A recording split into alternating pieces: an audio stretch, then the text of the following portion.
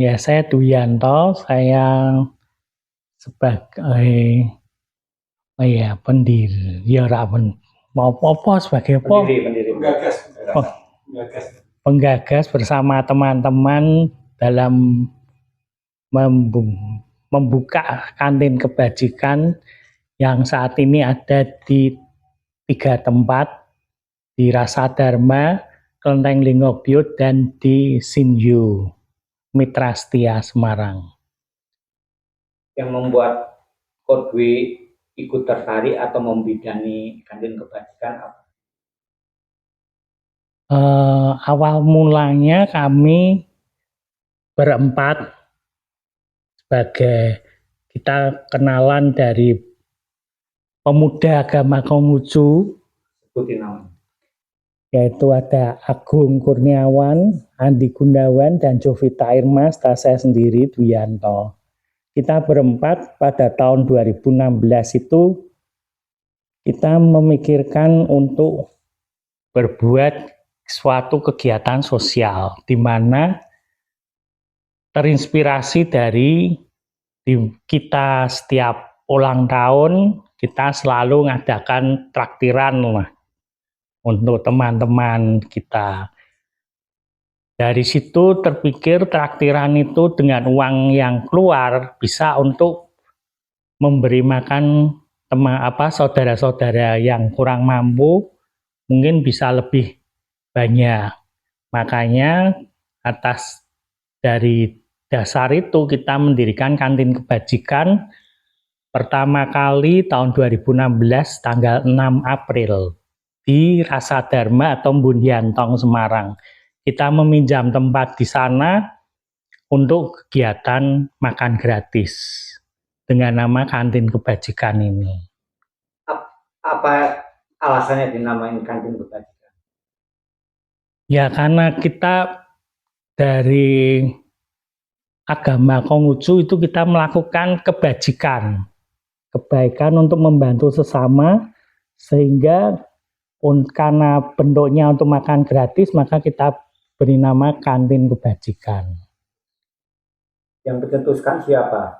Untuk yang menyetuskan pertama memang waktu itu terinspirasi dari makan itu Saudara Agung Kurniawan yang membuka omongan dulu bersama kita berempat ini. Untuk membahas maka kita membuka untuk pertama kalinya dari 4 orang.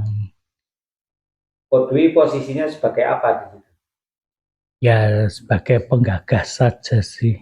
Membantu, kemudian membantu dan mengurusi kantin kebajikan yang ada di Rasa Dharma pertama kali berdiri 2016. Urusan bendahara atau apa? Untuk saat waktu berdiri saya sebagai bendahara.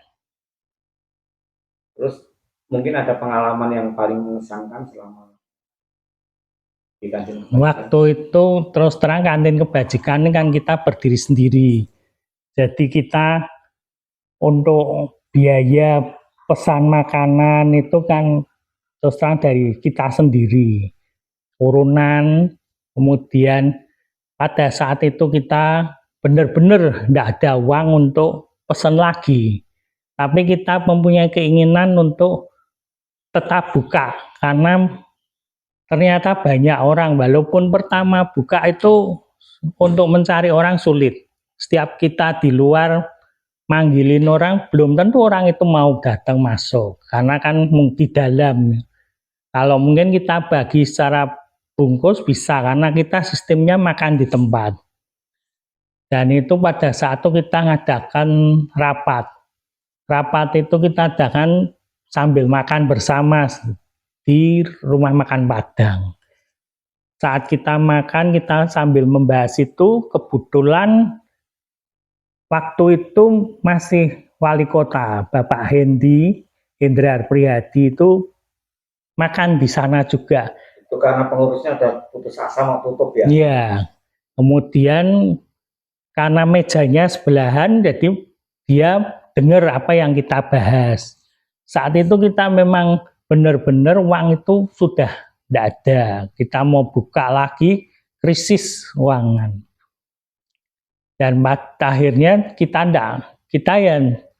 Nggak menyapa Pak Hendy pun yang menyapa biasa kan dia wali kota, tapi kita nggak banyak omong-omongan sendiri-sendiri. Tapi pada akhirnya pada saat rombongan dari Pak Hendy ini mau pulang, itu dia mendekati kami berempat dan menanyakan tentang kantin kebajikan ini. Akhirnya karena kita terus terang kita lagi buka kantin untuk makan orang yang kurang mampu, terserah siapa aja tanpa memandang ras, ya. Mau agama apa aja juga boleh. Tapi karena saat ini keuangan kita lagi tidak baik, akhirnya kemungkinan akan ditutup. Pada akhirnya dari Bapak Hendy memberikan bantuan secara pribadi diserahkan langsung pada saat itu juga. Itu yang memantik kemudian harus tetap berlanjut gitu ya? Ya, itu terus terang dari situ akhirnya terus berlanjut sampai sekarang dan si Edian banyak yang membantu juga. Kalau dalam operasionalnya Kodwi bantu nggak awal-awal pada awal? Awal bantu karena dirasa Dharma waktu awal masih belum banyak orang seperti sekarang. Cuma paling saya sama satu orang lagi dan dari karyawan dari Bunyantong, Mbak Cinten. Awalnya masak sendiri? Awalnya kita tetap pesan, tapi karena kita itu waktu itu masih kuliah semua, jadi kita pesan makanan sederhana. Jadi kita tidak bisa yang ngasih yang makanan yang mewah gitu, enggak bisa. Makanya di piring apa di ini? Sistem makan di piring. Jadi makan di tempat pakai piring, ya memang di situ. Jadi memang dari ketentuan awal bahwa makan untuk memanusiakan manusia harus di piring gitu. Iya, betul. Di piring, tetap di piring, makanya makan di tempat harus habis. Kemudian piring kotornya harus kembali ke tempat yang telah disediakan. Terus Kodwi kan udah kuliah terus kerja kan ya? Yeah. Terus menyisihkan waktunya itu gimana untuk memikirkan? Yeah. Untuk saat itu ya kita kerja ya pas hari Selasa, karena waktu itu di Rasa Dharma hari Selasa ya pada saat jam 11 kita ke Rasa Dharma untuk ngurusi itu. Jadi nggak pernah mengganggu pekerjaan ya? Enggak. Ya? Kenapa udah kerja kok masih mau ngurusin orang? Ya itu karena kita sudah berprinsip sebisa kita membantu orang. Dari yang tadinya sedikit sekarang bisa sampai 100 lebih. Apalagi berkembang 3 tempat ya. Berkembang menjadi 3 tempat tadinya yang bisa. Tempat ya. Ya.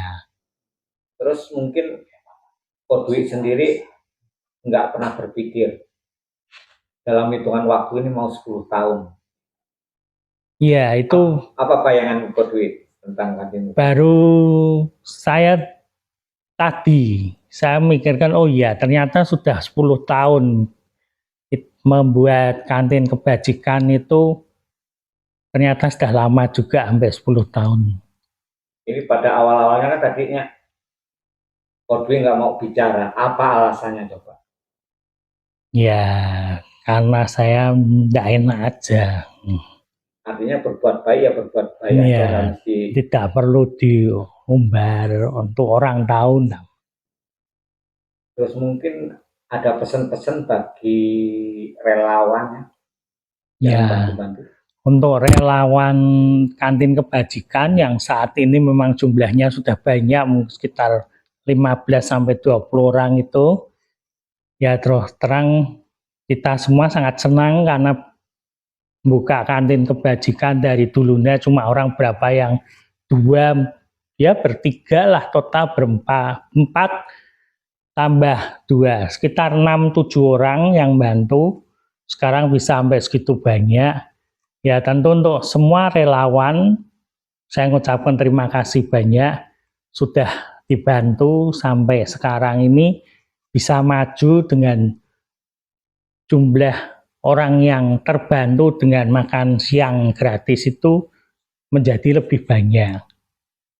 Terus pesan-pesan untuk ini, untuk penerima manfaat atau orang yang menerima untuk para saudara-saudara yang datang ke kantin kebajikan, saya berharap semoga apa yang kami lakukan itu bermanfaat, bisa memberikan istilahnya bantuan dalam bentuk makan siang, walaupun itu makan siang sederhana, dan berharap selalu untuk membantu orang lain juga. Jadi jangan hanya mau menerima, tapi juga memberi bantuan ke saudara-saudara yang lain. Terus harapan ke depan bagi Coach Dwi ini 10 tahun. Apa mau berhenti atau berlanjut atau punya impian ke depan tentang kantin? Kalau saya berharap kantin kebajikan ini ya bisa terus berjalan. Kita ya juga tidak nyangka bisa sampai 10 tahun karena banyak juga kendala yang terjadi, masalah terutama keuangan, karena memang kita harus beli makanan masak itu, kita juga kan habisnya juga ada sedikit.